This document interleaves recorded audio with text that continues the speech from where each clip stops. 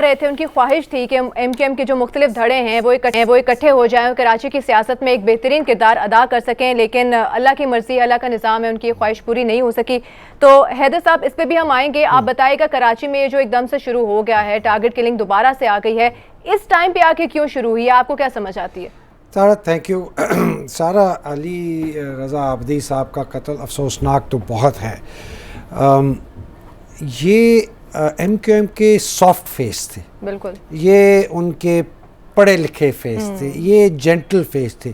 یہ وہ جو فیسسٹ پارٹی تھی جس کے قتل و غارت، بوری بند لاشیں، یہ اس سے بالکل علیحدہ تھے۔ اور میں چونکہ ذاتی طور پر بھی جانتا ہوں، ان کا اس پارٹی کے اس حصے سے کہیں بھی تعلق نہیں تھا، اور یہ جینوئنلی ان کی بلیف تھی کہ میں ایک ایسی پارٹی کی نمائندگی کر رہا ہوں جو کہ ایک عام مہاجر کے رائٹس کے لیے فائٹ کر رہے ہیں۔ جی،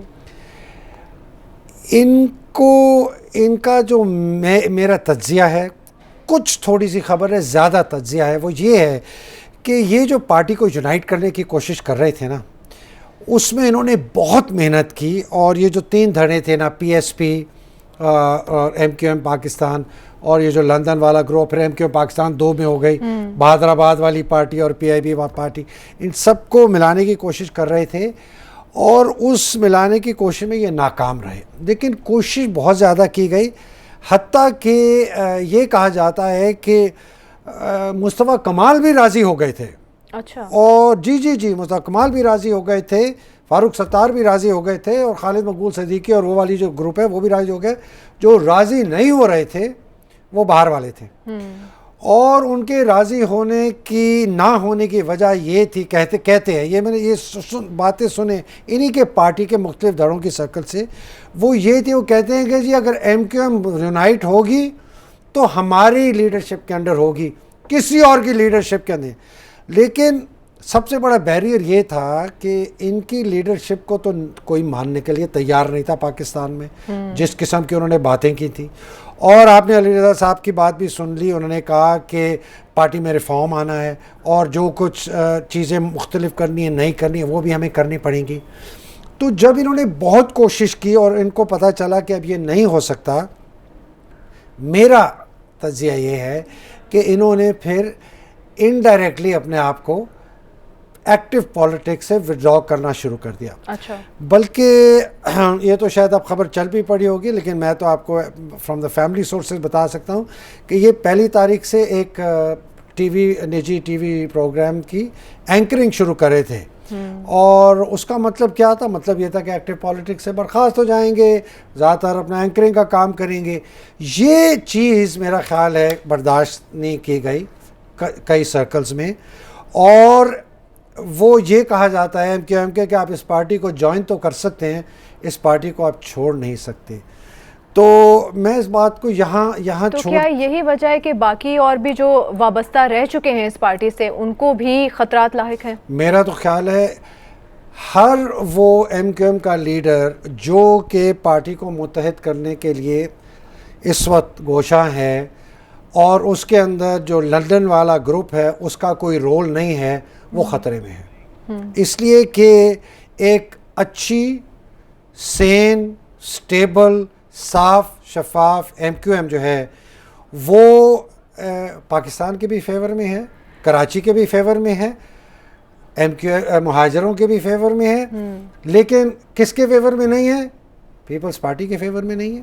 اگر آپ سوچیں کہ متحرک ایک ایم کیو ایم جو کہ کلین پارٹی ہو، وہ اگر کراچی میں آ جاتی ہے تو پیپلز پارٹی تو کراچی میں تو گیا۔ حیدر صاحب ایک اور بات، وہ جو ایک فوٹیج سامنے آئی ہے، اس کو تھوڑا سا پلیز ختم کر دو۔ اور دوسرے وہ تو ایسے ہے کہ میاں باز آ جاؤ، ہمارے بغیر اگر تم نے کوشش کی ایم کیو ایم کو متحرک کرنے کی تو دیکھ لو ہم کیا کر سکتے ہیں۔ یہ بہت بڑا میسج دیا ہے۔ ایک اور کانسپریسی تھیوری بیچ میں آ رہی ہے، وہ یہ ہے کہ جی یہ تو اسٹیبلشمنٹ نے شاید کروایا۔ عجیب مذاق ہے۔ اگر کوئی ایسا آدمی تھا، ایسے صاحب تھے جو کہ اس پارٹی کو صاف شفاف بنا سکتے تھے، وہ علی رضا عابدی تھے۔ اور اگر میں اسٹیبلشمنٹ کا آدمی ہوتا نا, he would have been Ali Raza Abidi صاحب میرے فرسٹ چوائس ہوتے کہ بھائی علی رضا عابدی صاحب کلین فیس ہے, یہ جو یہ قتل و غارت اور یہ کرپشن اور یہ جو بالکل ایک بچھو کی طرح چپکی ہوئی ہے ایک پارٹی سندھ کے ساتھ, بیڑا غرق کیا ہوا ہے, تو بڑا اچھا آلٹرنیٹو. اور ان کی تو جو صاف پالیٹکس ہیں وہ تو پی ٹی آئی کی پالیٹکس ساتھ بہت الائنڈ ہے, یہ نیچرل الائز بنتے. تو دو بینیفیشریز ہیں ان کی شہادت سے, ایک پیپلز پارٹی, ایک ان کا یہ ڈر پھیل گیا ایم کیو ایم میں, اور دوسرا وہ صاحب جو واپس چاہ رہے تھے کہ پارٹی ان کے. تو اس بات کو میں چاہتا آپ کو سوال کر رہی تھی, وہی کڑی اس سے ملتی ہے جو کہ پولیس کو بھی نشانہ بنایا گیا ہے. ایک حملے میں پولیس کو ٹارگٹ کیا گیا ہے, اس کے بعد پی ایس پی کے رہنما ان کو بھی نشانہ بنایا گیا ہے. تو یہ کڑیاں ملتی ہیں ایک دوسرے کے ساتھ. کڑیاں تو ایسے ملتی ہیں, اور اس کے ساتھ دوسری ایک اور کڑی بھی ملتی ہے کہ کراچی کو ڈی اسٹیبلائز کریں. اس ٹائم پہ آ کے کیوں؟ اس ٹائم پہ آ کے اس لیے کریں, اب آپ دیکھ رہے ہیں کہ پچھلے ایک مہینے سے کیا ہو رہا ہے, جے I T, E C L, ہاں ہو رہا ہے نا, کس کے خلاف ہو رہا ہے؟ پارٹی جو حکمران پارٹی کے پاس اس وقت آپشنز کیا ہیں سندھ والی کی؟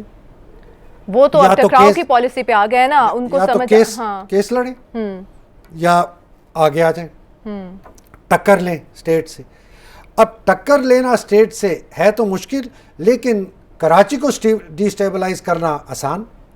تو وہ پیغام یہ بھی دے سکتے ہیں, اور یہ بھی میرا تجزیہ ہے کہ میاں ہمیں اگر ہاتھ لگایا, ابھی میں اس پہ آتا ہوں کہ یہ جو چنگاری والی بات کی ہے بلاول بھٹو زرداری نے, یہ کوئی ایسے انہوں نے چھپ کے نہیں کی. اس پہ بات کر لیتے ہیں, بریک کا وقت بہت ضروری, بریک کے بعد واپس آئیں گے, اسی پہ بات کریں گے. ساتھ ہی ساتھ یہ بھی بات کریں گے کہ پیپلز پارٹی کی سینئر قیادت اس وقت شدید مشکلات سے دوچار ہے. کیا یہی وجہ ہے کہ